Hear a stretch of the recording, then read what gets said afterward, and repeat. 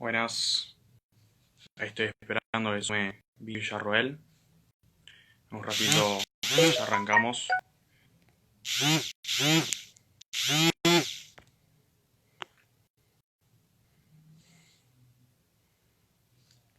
Chicos, ¿se escucha bien?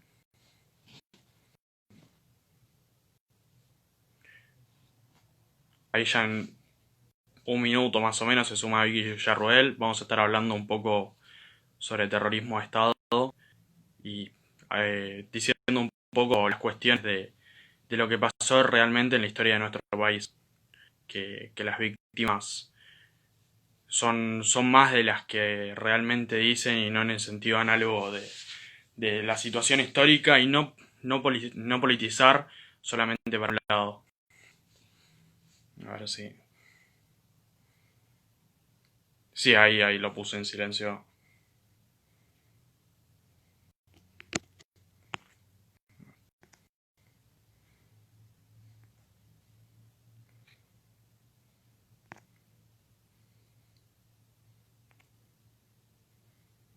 A ver.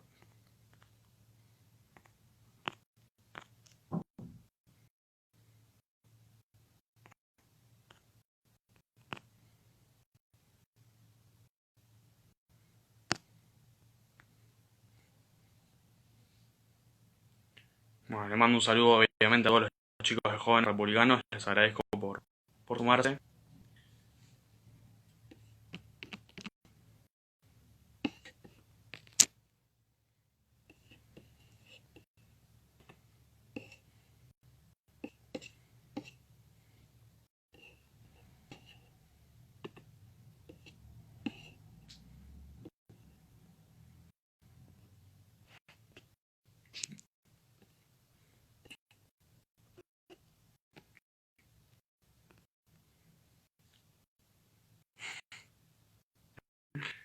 Y hombre, Ronald Reagan.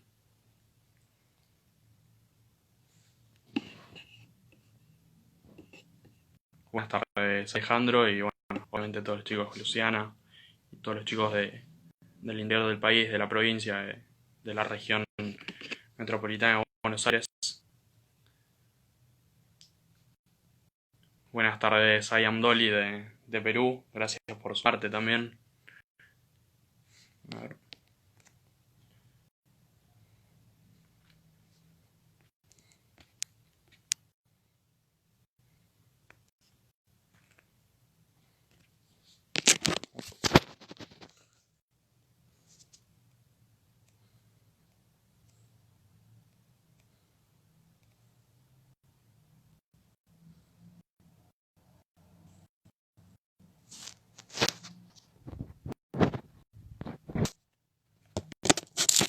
Ahí está Vicky.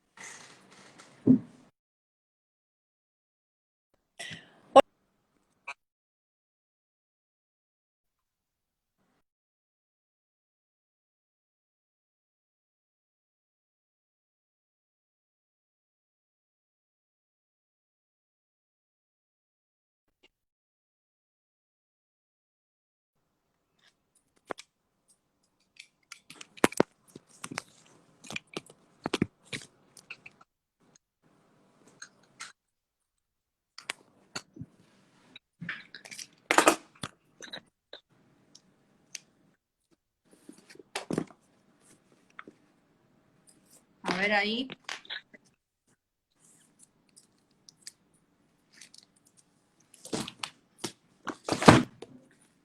Vos te veo medio borroso.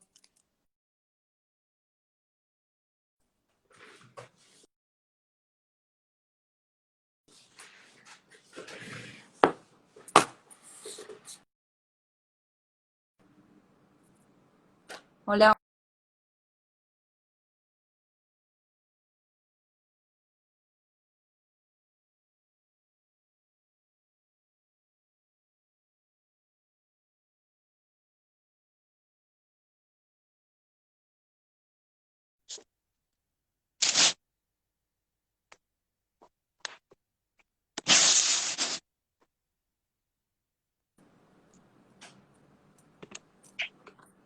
Creo que está bastante trabado.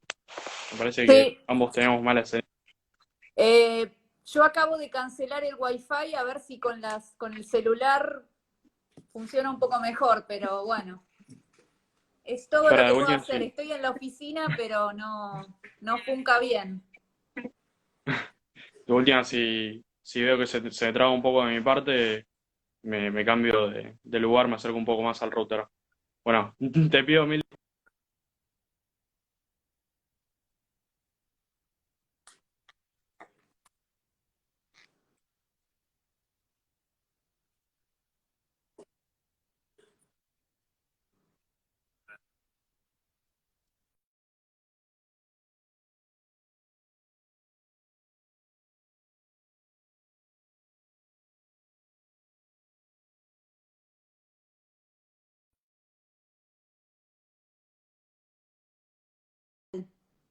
Dicen,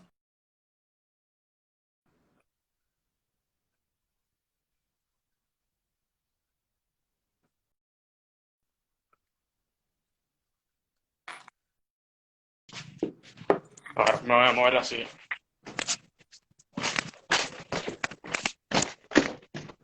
¿vos me ves bien?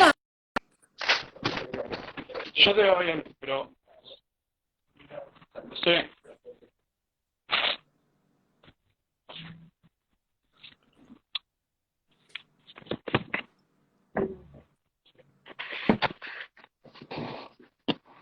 Acá estoy más cerca del router, así que supongo que se va a escuchar mejor.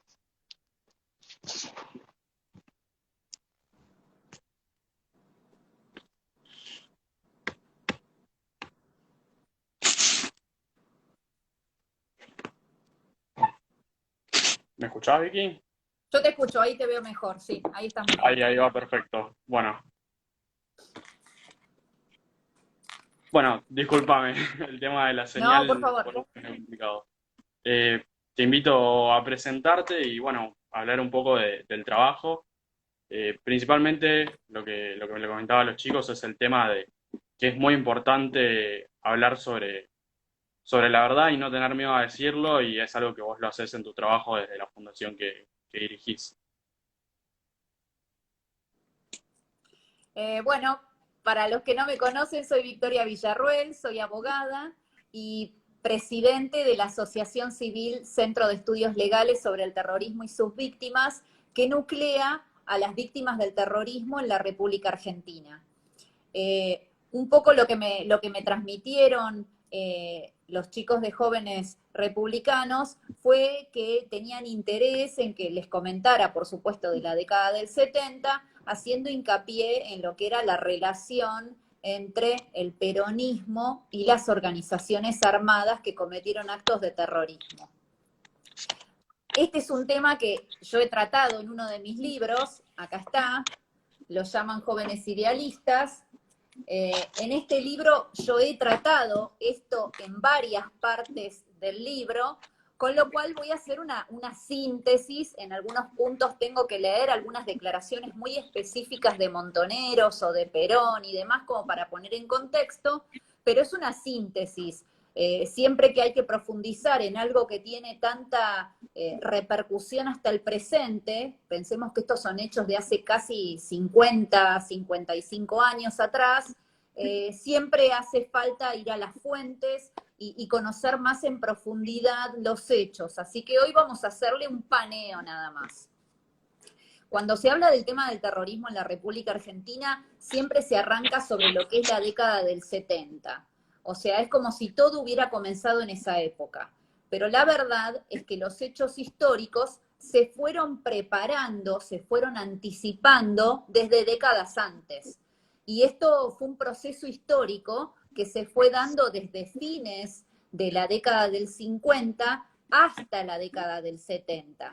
Y en la década del 70 es donde explota de alguna manera, donde surge con mayor virulencia todo lo que era el terrorismo en sí y todo lo que eran los movimientos armados que perseguían, por supuesto, la toma del poder y que el interés que tenían era hacerlo a través de la guerra revolucionaria. Pero esto fue un largo proceso de varios años hasta que finalmente todo esto eclosiona en los 70.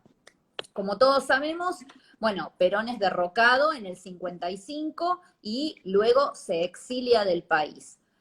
Allí viene un gobierno de facto, el de la Revolución Libertadora, y a partir de allí es donde comienza a gestarse paralelamente con otros hechos mundiales, que ahora voy a mencionar muy rápidamente, lo que luego conocemos todos como la década del 70 y la década en la cual hubo el mayor baño de sangre que la República Argentina tuvo en toda su historia. Bueno, paralelamente al derrocamiento de Perón y a todo lo que confluía con la lucha del sector peronista por lograr que su líder pudiera regresar al país desde el exilio y pudiera volver a ser presidente, surgían, bueno, varios hechos a nivel mundial que tienen relación con lo que ocurrió en nuestro país. Y yo voy a mencionar los tres principales y vamos a hacer foco en el último, que es el peronismo. El primero de estos hechos históricos es el que tiene que ver con la Guerra Fría. Como todos sabemos, luego de la Segunda Guerra Mundial, tanto Estados Unidos como la Unión de Repúblicas Socialistas Soviéticas dirimían el poder del mundo a través de lo que se denominó como Guerra Fría, es decir, no luchaban en lo que tenía que ver con la guerra armada, en lo que tenía que ver con un conflicto armado, no luchaban en sus territorios, pero sí la guerra se libraba en lo que todos denominábamos como países no alineados, es decir, los países del tercer mundo, dentro de los cuales estaba, por supuesto, América Latina, Asia y África. Entonces, tanto Estados Unidos como la Unión de Repúblicas Socialistas Soviéticas libraban estas batallas.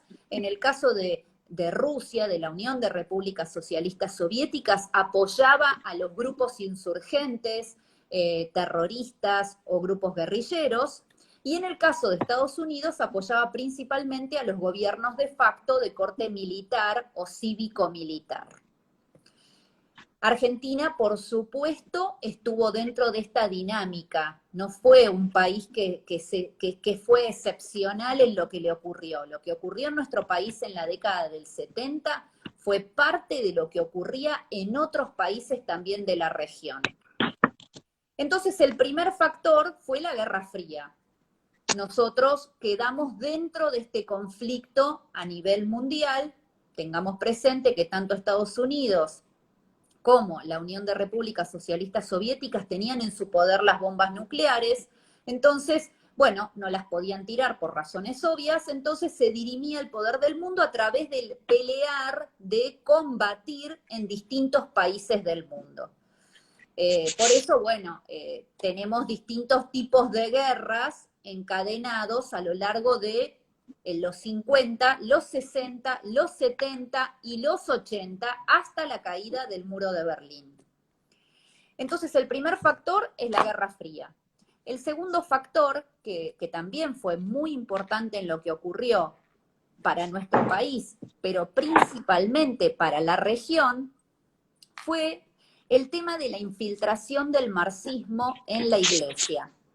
Es decir, a través de la teología de la liberación, que era una teoría de tipo religioso que se da en la Iglesia Católica, se infiltra el marxismo en la Iglesia.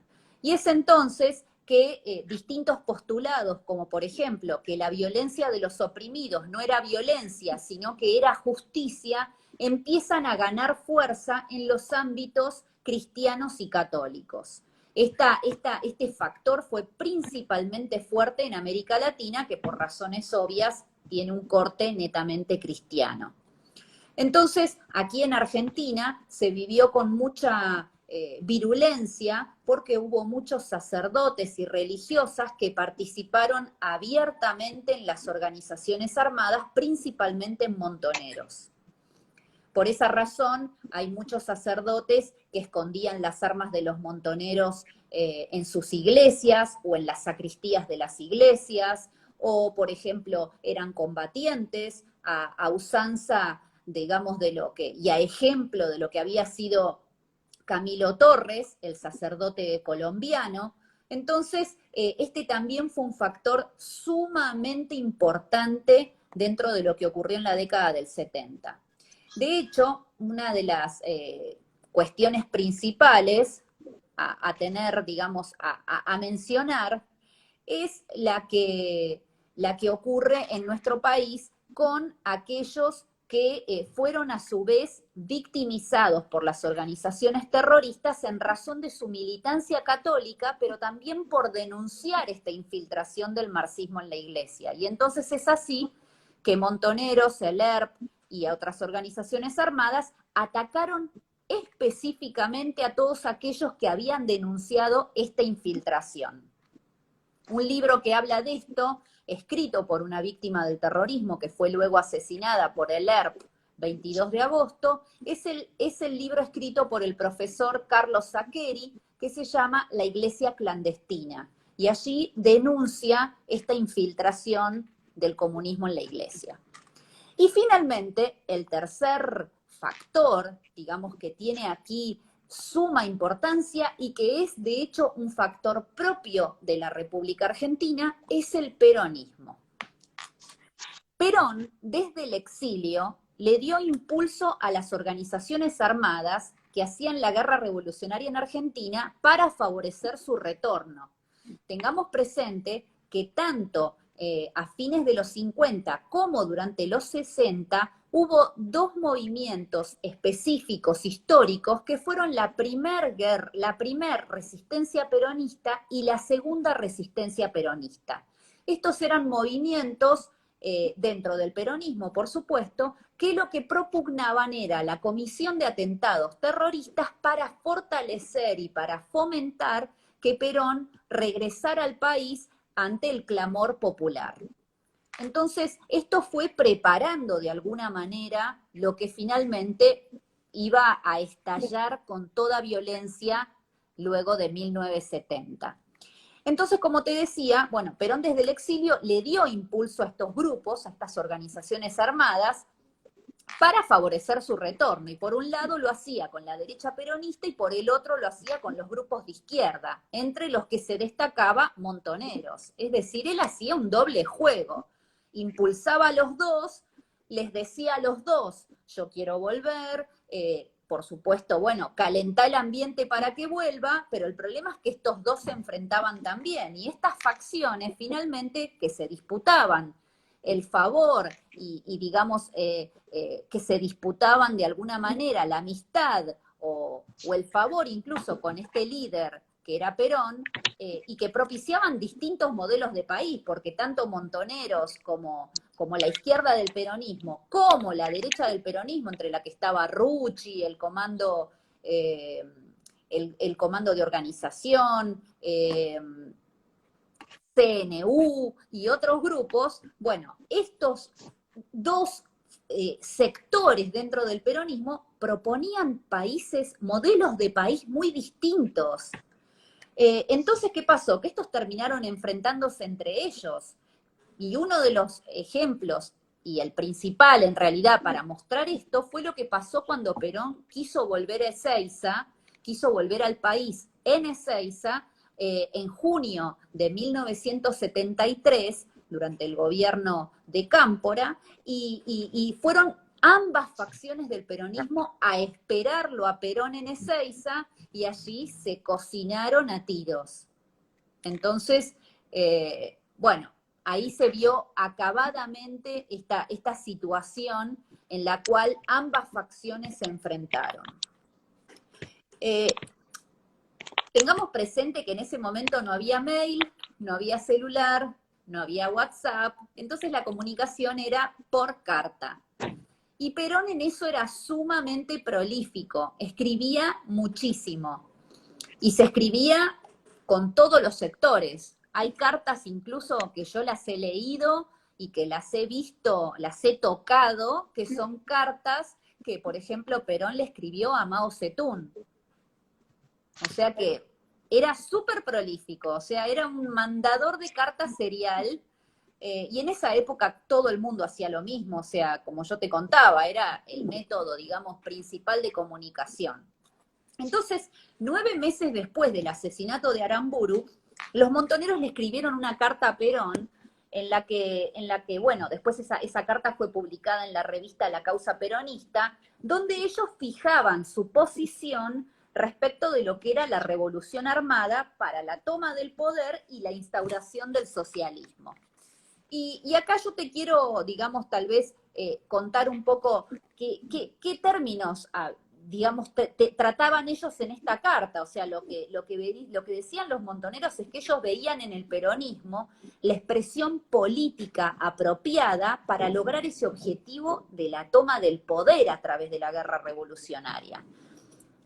Pero reclamaban independencia del resto de los frentes del peronismo. Es decir, ellos querían hacer la guerra revolucionaria, pero pedían independencia respecto de los restantes grupos que integraban al movimiento peronista. O sea, somos peronistas, pero queremos hacer lo que se nos canta. ¿Por qué? Porque nosotros vamos por la lucha armada.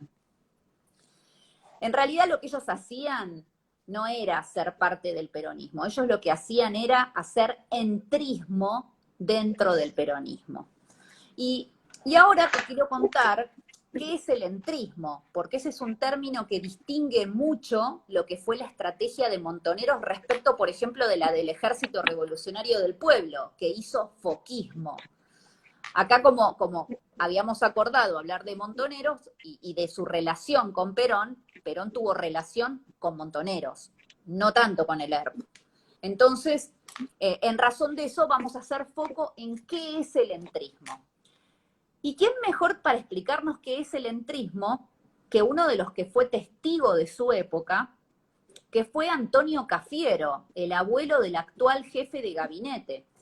Antonio Cafiero declaró poco antes de morir en la causa Larrabure, que es la causa por el juicio, la causa por el secuestro, asesinato y torturas que sufrió el coronel Larrabure en democracia a manos de los terroristas del Ejército Revolucionario del Pueblo. Y uno de los testigos que tuvo que atestiguar en esta causa, valga la redundancia, fue Cafiero. Y él lo que dijo es que entrismo consiste en que estas organizaciones guerrilleras trataban de penetrar en los cuadros políticos y gremialistas del partido peronista. Esa nueva ideología, o sea, ese ingreso de Montoneros a los sectores gremialistas y a los cuadros políticos, creaba una nueva ideología. Y esa nueva ideología dejaba de lado los viejos principios del peronismo y se pronunciaba por la adopción del marxismo. O sea, sintetizando las palabras de Cafiero, lo que él quiso decir fue que estos infiltraban los movimientos gremiales y políticos del peronismo y terminaban abandonando el peronismo para abrazar el marxismo.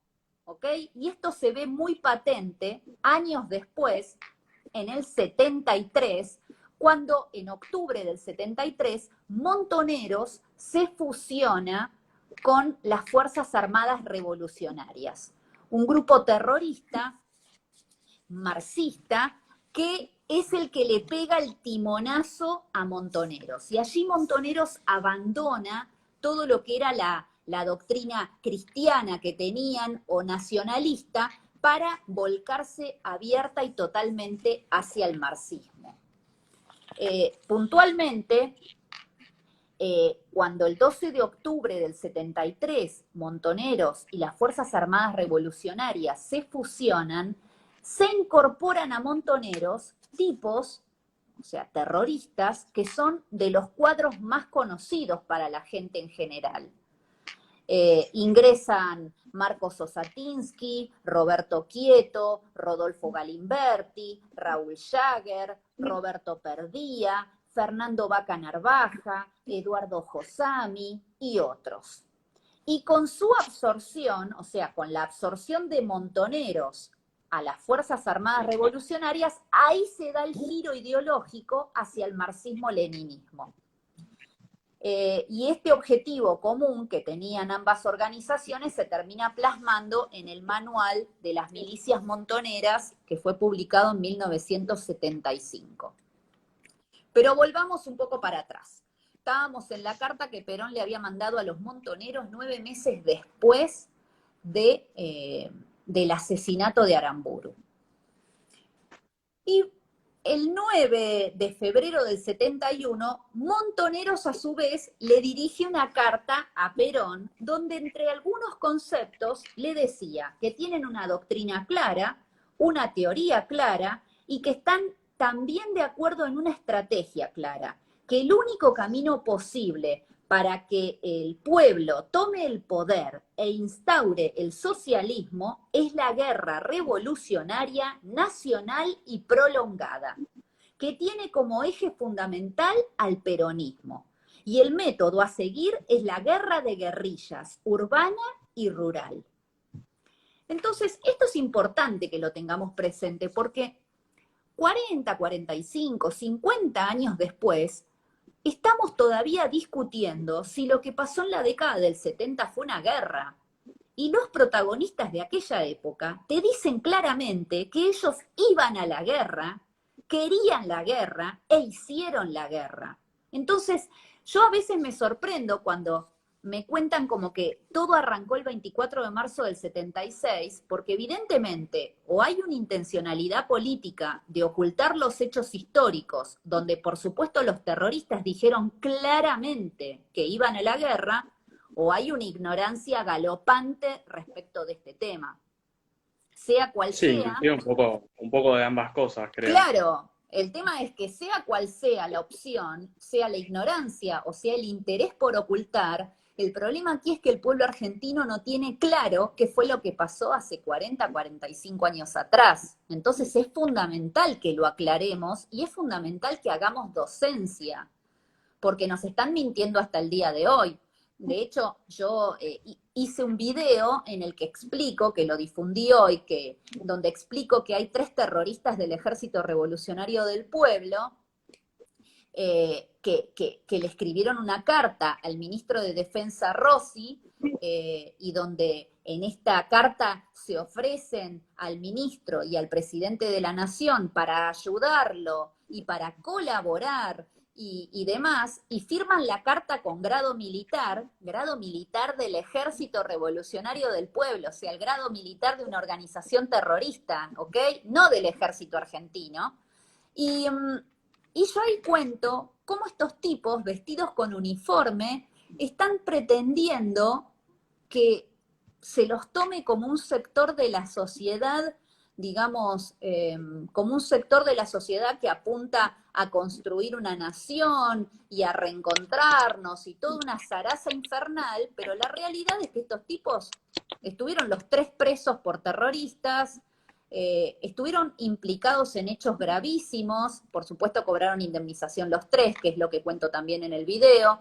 Entonces, todo este revival, todo este tipo de cuestiones vuelven, y si no las tenemos en claro, nos llevan puestos, pero no por ignorantes, nos llevan puestos por boludos, porque la realidad es que todo está escrito, de un lado y del otro, porque ellos no De se ambos han lados privado. se dice la verdad, está ante nuestros ojos, pero parece que no la queremos ver. Tal cual, Justo, tal cual, además está todo escrito, porque ellos no se privaron de decir nada. O sea, tienen tanta soberbia que han dicho en libros todo lo que se les cantó. es impresionante. Justo, sabes que hace un rato pasó mi abuela, leía un poco los comentarios, que había hecho la seña de la B de la victoria. Ella justamente es peronista, se autopercibe como peronista, como diría la izquierda. Y en estos días, bueno, yo aproveché para hablar con ella, a ver cuál es su punto de vista, a lo cual me dice que está a favor de Montoneros y apoya todo este movimiento. Obviamente, en lo personal difiero totalmente, creo que igual es bueno poder debatirlo. Eh, y creo que es fundamental esto de hablar con la verdad, algo que he visto en varios videos o comentarios tuyos, en publicaciones tuyas, en las cuales decís que la libertad y la igualdad o muchas otros conceptos por los cuales luchamos de- desde la derecha o del espectro del centro de la derecha, que es algo que sostenemos desde jóvenes republicanos, es insostenible sin la verdad. Y me parece que es fundamental ver ambas caras de la moneda, como vos decís, eh, tanto del centro como, tanto de la izquierda como de la derecha, porque ellos mismos son quienes lo dicen. Mirá, yo la vi pasar por atrás y ella hizo así, y yo dije, Sí. me hace la B de Victoria. Pero, a ver, yo te voy a decir la verdad, yo no soy antiperonista, o sea, no soy peronista, pero no soy antiperonista. Eh, Tengo claro que no se puede analizar el pasado con las categorías del presente, o sea, no podemos analizar lo que pasó 50 años atrás con el diario del lunes. No, totalmente. Es injusto para la historia y es injusto para el momento histórico que estamos tratando. Obviamente, sí resalto determinadas cuestiones que a los años que han pasado se han contado en forma tergiversada. Una de las cosas que se contó en forma tergiversada es lo que te estoy diciendo de que no hubo guerra. Y cuando los mismos montoneros, por sus palabras, por sus partes de guerra, por sus comunicados, por el manual de las milicias montoneras publicado en 1975, ellos dicen claramente que fue una guerra, que ellos iban a la guerra y que ellos buscaban la toma del poder. Entonces, como yo te contaba, bueno, los montoneros creían que digamos, el peronismo era la expresión política apropiada para lograr el objetivo de la toma del poder a través de la guerra revolucionaria, pero reclamaban la independencia del resto de los frentes de dicho movimiento, o sea, ellos lo que querían era practicar el entrismo dentro del peronismo. Eh, bueno, como te contaba, los montoneros le mandan una carta a Perón en el 71 y ahí le expresan claramente lo que ellos quieren hacer, que es la guerra revolucionaria. Y 2 semanas después, Perón le responde a Montoneros con otra carta. Estas cartas están publicadas en la revista La Causa Peronista, o sea, uno las puede encontrar incluso por internet. Yo las reproduzco en el libro, pero digamos, esto es material público, ¿ok? No es algo secreto que no sé, que está guardado bajo 7 llaves. Esto lo puede encontrar cualquier ciudadano. Y Entonces, más hoy, creo, con todo el tema este de la globalización, internet, está a la vista de todos la verdad y creo que es, como vos decías hace un rato, una cuestión de ignorancia o de no querer ver la verdad. tal Eh, cual, mira, de y hecho yo siempre recomiendo una página web que tiene casi toda la colección de revistas de Vita Montonera, de Estrella Roja del ERP, El Descamisado, La Causa Peronista, etcétera, que se llama Ruinas Digitales.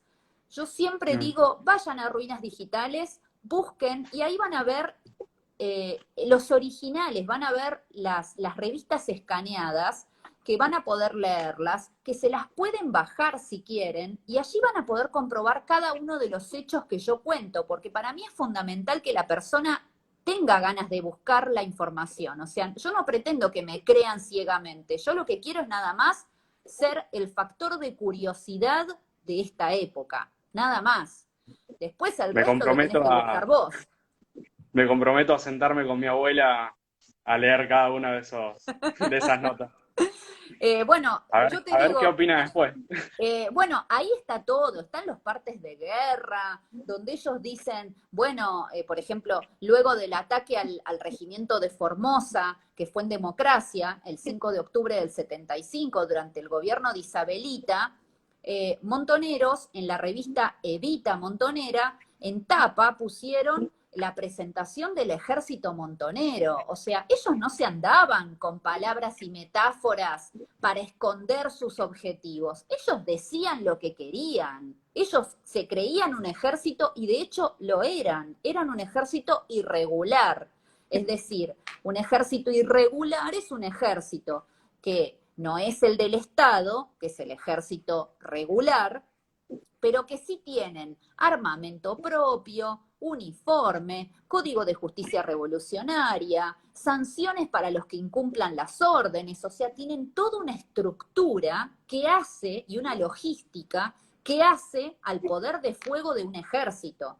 Porque cuando estamos hablando tanto de Montoneros como del ERP, que es la otra organización terrorista de suma importancia en nuestro país, estas dos organizaciones no fueron grupos de chicos tirando bombas Molotov, fueron realmente ejércitos irregulares que podían combatir de igual a igual contra las Fuerzas Armadas legales de nuestro país.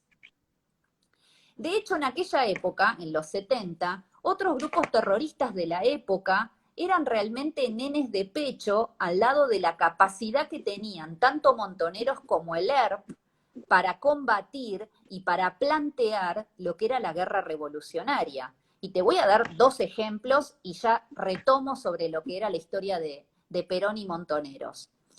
En los primeros atentados que cometió la Organización para la Liberación de Palestina, la OLP de Yasser Arafat, contra el Estado de Israel, se utilizaron explosivos de manufactura montonera. Y en los primeros atentados que se cometieron durante los 70 por la organización terrorista vasca ETA en España, se utilizaron explosivos de manufactura montonera.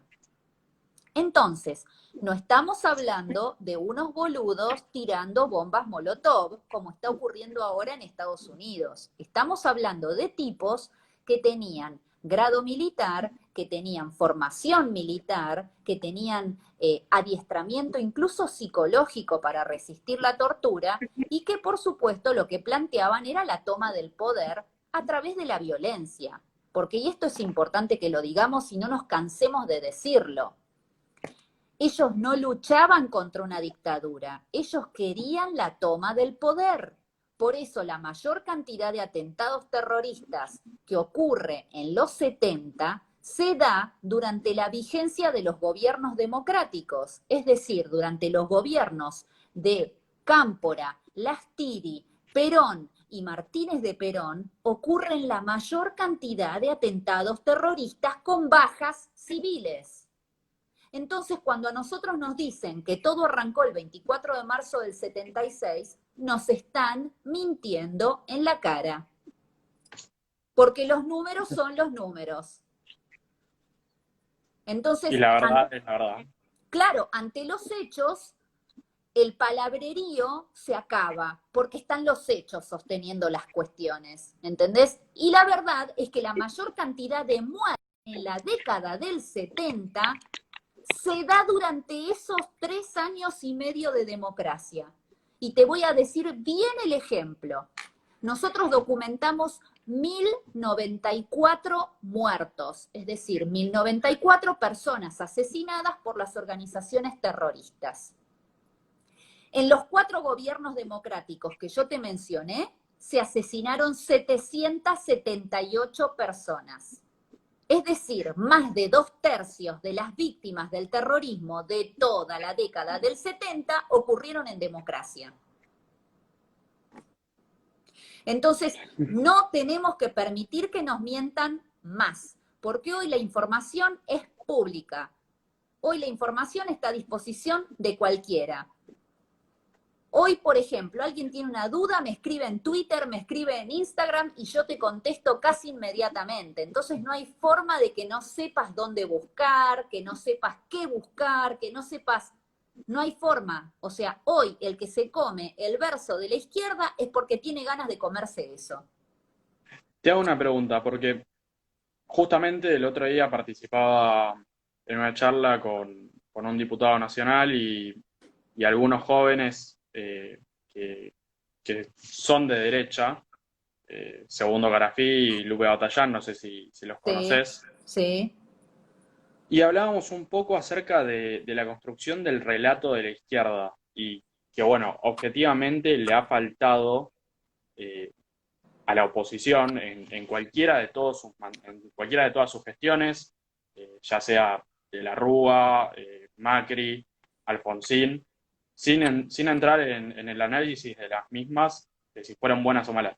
Falta la construcción de un contrarrelato o por lo menos de decir la verdad a partir de datos.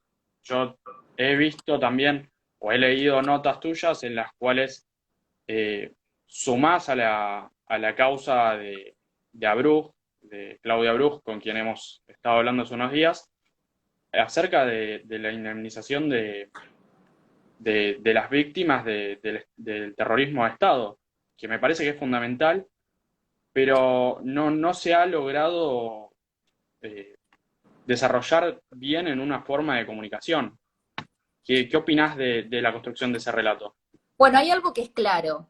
La izquierda tiene muy, pero muy metido dentro de su ideario ideológico y de lo que es la acción política el dar la batalla cultural. Tiene clarísimo que es vital conquistar la cultura. Del lado de la centro derecha o del centro a la derecha, este sector subestima totalmente lo que es la construcción de un relato y lo que es dar la batalla cultural. Por esa razón, 40 años después, los terroristas, habiendo perdido la batalla militar, ganaron la batalla cultural e imponen su visión histórica de lo ocurrido.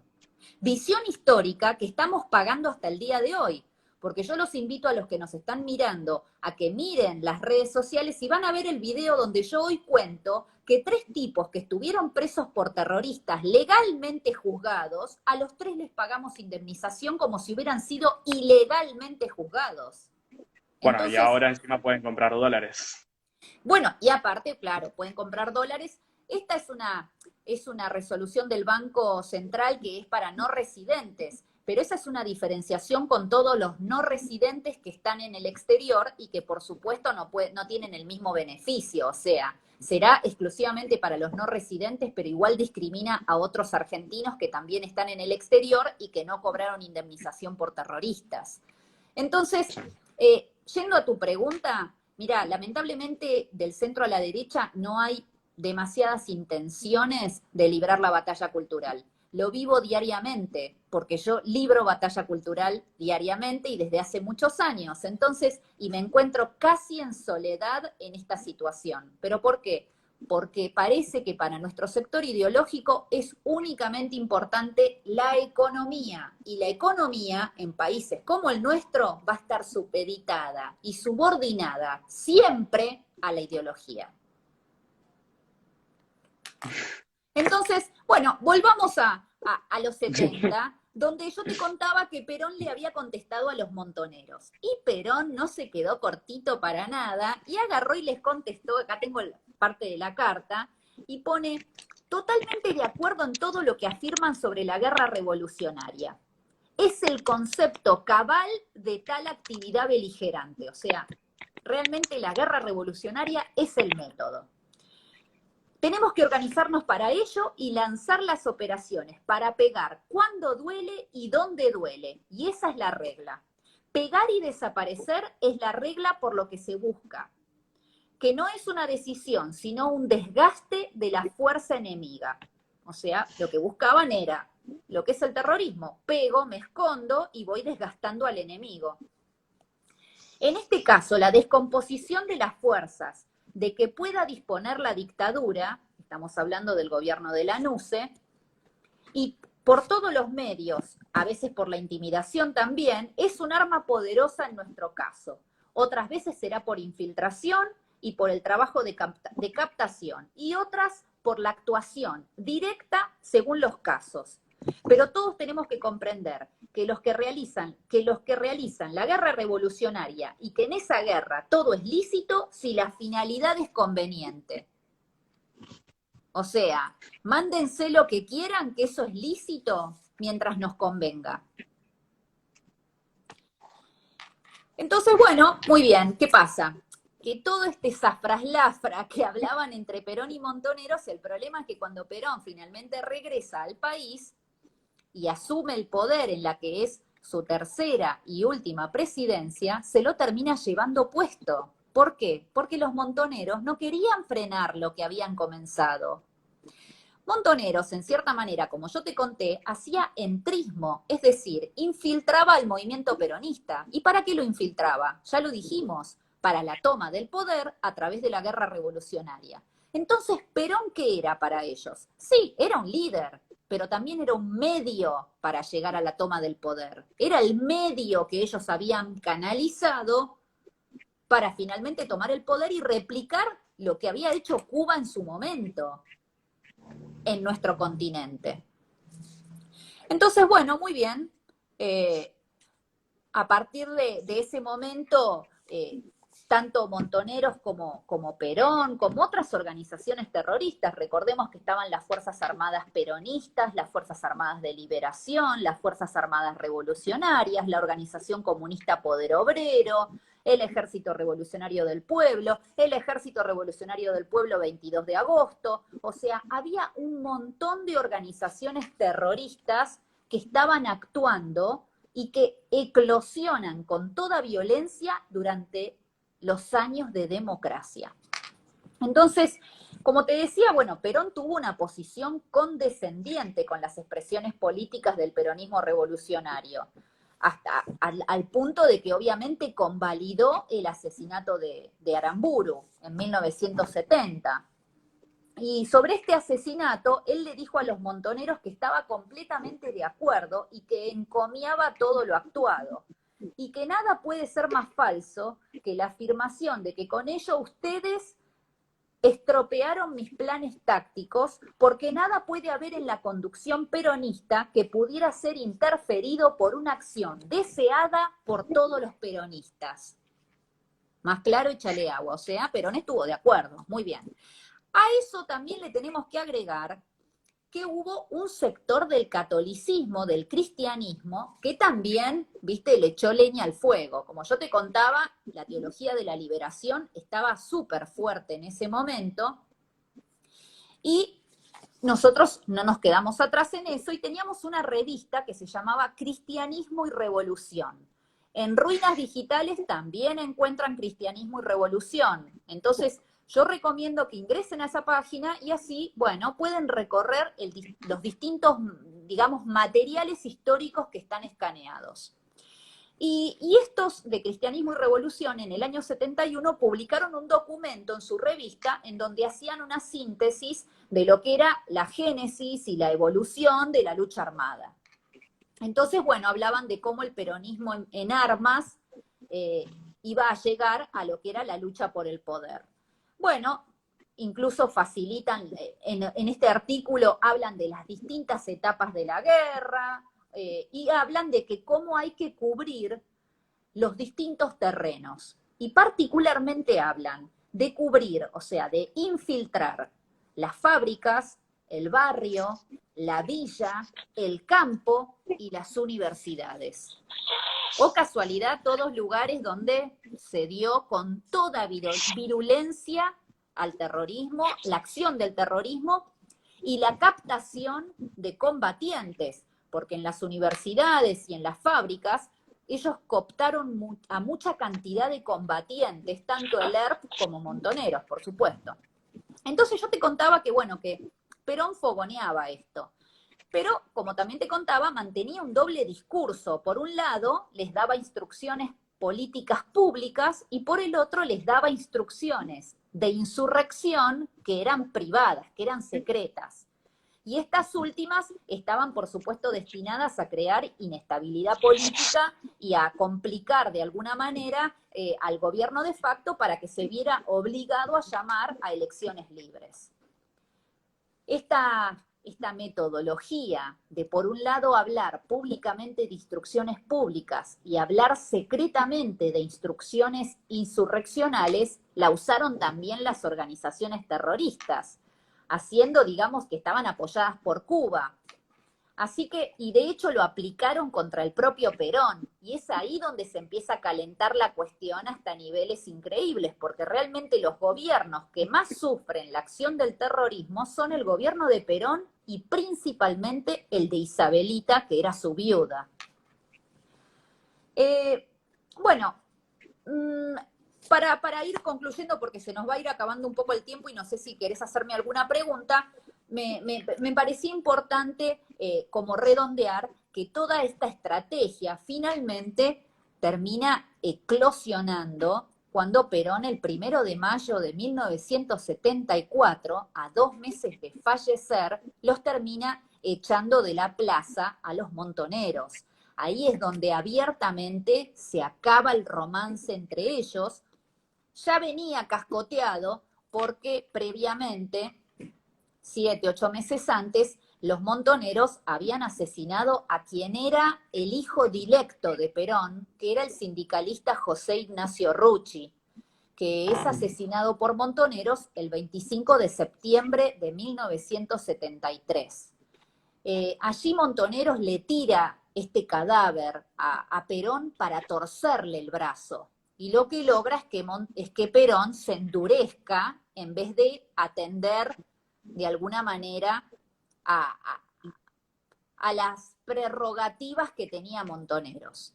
Y allí comienza el periodo histórico más sangriento de la década del 70, los años 74 y principalmente el año 75.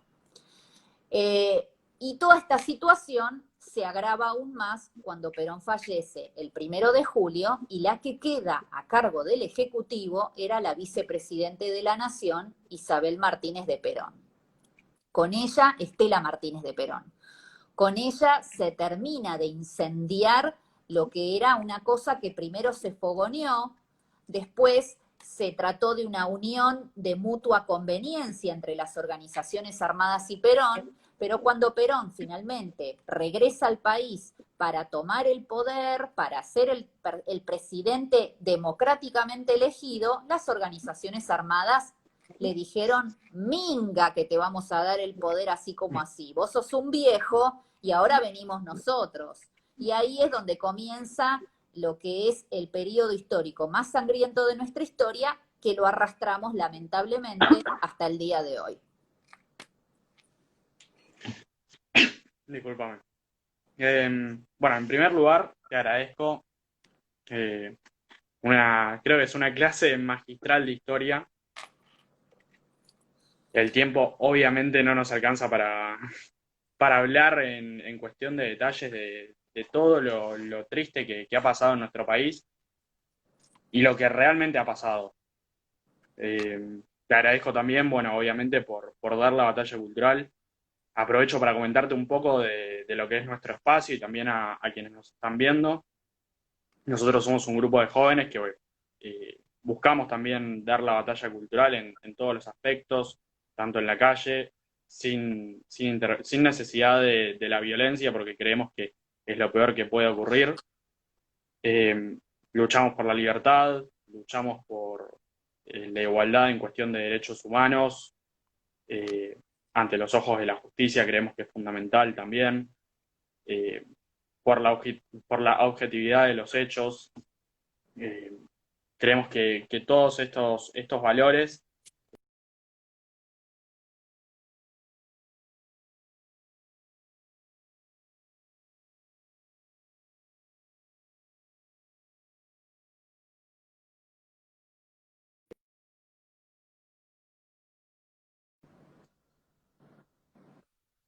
Sí, ahí está, ahí volviste, ahí volviste. También creo que, bueno, es fundamental que los jóvenes podamos dar la cara por todo lo que está pasando actualmente y poder combatir sin miedo, hablando, todo lo que está pasando, todos los movimientos de izquierda que hay, no solamente en Argentina, sino que en el mundo.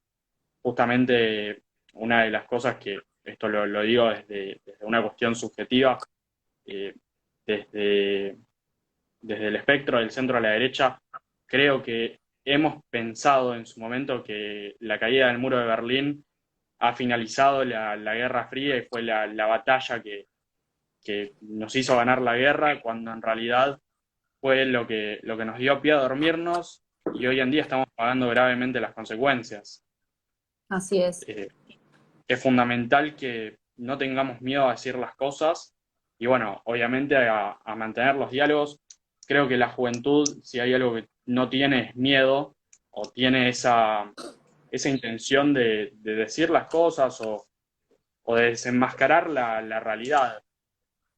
Eh, También es verdad, probablemente hay veces que pecamos de falta de experiencia y por eso también es fundamental poder hablar con las distintas personas que buscan dar esa batalla cultural. Hemos hablado tanto con vos como con Agustín Laje, con Fran Sánchez, o distintos referentes, Patricia Bullrich, distintas personas que han sido que tienen distintas opiniones, pero son abiertamente de la oposición y actualmente representan a toda la juventud, ya sea con Juan José Gómez Centurión, otra de las personas que considero que es sumamente nacionalista y ha defendido nuestra patria en primera persona. Eh, es fundamental que podamos hablar de todas esas cosas. Eh, Y bueno, solo una cosa que quiero que viene en consonancia con lo que vos decís, que es la siguiente. Estos parecen temas muy antiguos porque pasaron hace 40 o 50 años, pero la realidad es que las consecuencias de estos temas las paga tu generación como las pagó la mía, porque yo tampoco fui testigo de los hechos. ¿Y con esto qué quiero decir? Que no es imposible que uno se especialice o que uno conozca de una época histórica, aunque no la haya vivido. Al contrario, obviamente requiere el esfuerzo de estudiar, requiere el esfuerzo de formarse, pero eso es lo que tenemos que hacer los que pretendemos presentar una propuesta desde lo que es el centro a la derecha, que es la de presentar una propuesta ideológica que incluya y que muestre cómo fueron los hechos históricos, cómo es la batalla cultural que nosotros proponemos, digamos, librar, cuáles son las ideas que nosotros defendemos, porque hasta ahora, lamentablemente, la derecha no se ha involucrado en este tipo de batalla, pero la batalla continúa aunque nosotros decidamos no librarla. Aunque nosotros decidamos no pelear, esta batalla se da diariamente en todos los ámbitos del país y no se da en el ámbito económico. Porque vos podés ser de centro, de izquierda o socialista, como sucede en Europa, y tener políticas de tipo capitalista, incluso como ocurre en China, que es capitalista de Estado. Es un estatismo capitalista. Entonces, ¿con esto qué quiero decir? Que la batalla cultural se da en la cultura, se da en los medios, se da en el derecho, se da en las relaciones exteriores, se da en el campo de lo humanístico. Y si no estamos preparados y no estamos formados para plantear esto, va a pasar como hasta ahora, que nos están cacheteando en vivo y en directo todo el santo día. bueno, ahí faltan más o menos 2 minutos. Nuevamente te agradezco la charla. Te invito obviamente a repetirlo y continuarlo porque creo que es fundamental conocer estos hechos históricos que vos tanto has estudiado. Obviamente, bueno, invito a todos los chicos de Jóvenes Republicanos y a quienes están viendo el vivo a seguir las páginas que vos has nombrado, que has mencionado. Eh, Bueno, Creo que no hay mucho. me encuentran en todas las redes sociales como Victoria Villarruel o Vicky Villarruel. También los invito a conocer la página web de la asociación que integro, que es victimasdeargentina.com. Allí van a encontrar historias de las víctimas del terrorismo, de las cuales hoy no hablamos, porque nos dedicamos exclusivamente a lo que era político, a lo que es, si se quiere, el núcleo duro de lo que pasó en la década del 70, es decir, los antecedentes ideológicos de una de las dos principales organizaciones terroristas que tuvo nuestro país. Pero bueno, invitarlos a conocernos un poco más, a participar, a no callarse, y la etapa para comenzar a militar es a la edad de ustedes. Yo arranqué a los 20 años, o sea que se puede hacer, se puede seguir militando pese al paso del tiempo y nos lo debemos a nosotros, pero también se lo debemos a todos los argentinos que hasta el día de hoy no pueden luchar porque fueron asesinados por el terrorismo, porque sus vidas fueron truncadas, o porque hasta hoy padecen las secuelas de lo que pasó en los 70. Así que nada, invitarlos a participar. Es el tiempo de no callarnos. Bueno, muchas gracias, Vicky. Te mando un saludo. Igualmente, y Ahí. saludos a tu abuela. Creo que está por acá, Abu, no sé si querés saludar, hacer un saludo peronista. Bueno, sí, compañera, un saludo muy